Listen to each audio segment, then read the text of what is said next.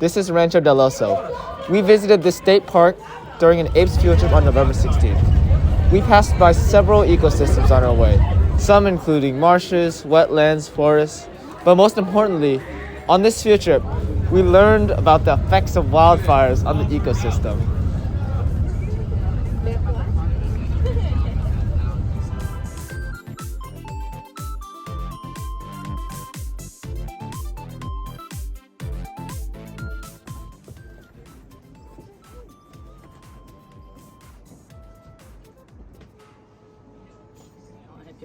The biology of the California coastal streams is his specialty. Yeah, so we'll see him out here in his waders occasionally. But he pointed out on something we listened to the other night that sometimes if you turn around and look at that hillside up there, that used to be all trees. Now it's bald. It's coming back, but it's also undergrowth coming back. So as Frank pointed out, the sun, the canopy's gone, so. But it did work, and we're very grateful that this building is still here. Our ranger, Ziad, lives in a building connected to this. So he was out here pretty much by himself for a while, trying to keep this fire. These abutments were not here. This is actually a road that goes all the way around, so if you drove in, you could just drive around.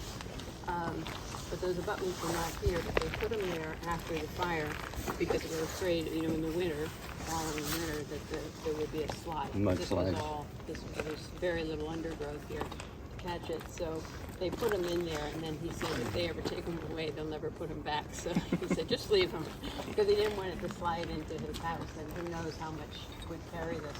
There was a house up there of another park employee that just went up like that.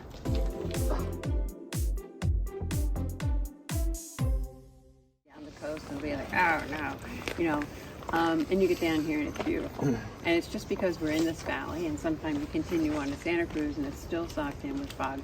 But this coastal fog that comes in here at night and in the early morning is stunning. And it just, floats up, and that's obviously what keeps the redwoods alive, because they need that. One thing we're not sure that whether we've lost is my bird. Slipped my mind. Oh, I'm sorry. The bird up top.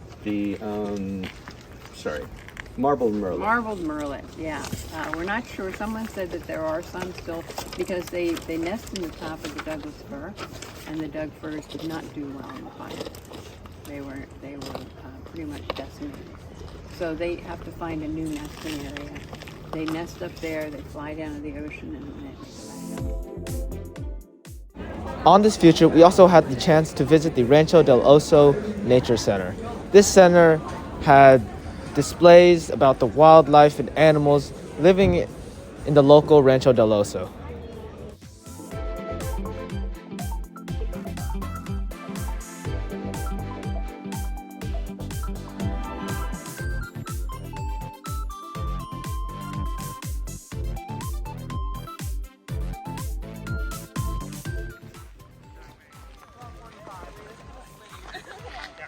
Okay, cool. Or native species and non-native species and fire ecology. That's my understanding. Okay, so August 2020, most of you probably remember the CZU fire happening. Got not all the way up to you, but it was taken, as a big portion of the mountains. This was kind of the border of the fire, because they're pretty well. Anybody know this burnt? You're gonna see a bunch of burnt fire. They, knowing this is the end of their lifespan, will plant new trees. So they will actually kind of let seeds fall to the ground, and then those will become seedlings, and that'll be the next generation of pines. Oaks kind of do a similar thing. And that's the strategy most trees have for a fire. Like, I'm not gonna make it. This concludes our Rancho del Oso field documentary. Thanks for watching, and we hope you learned something new.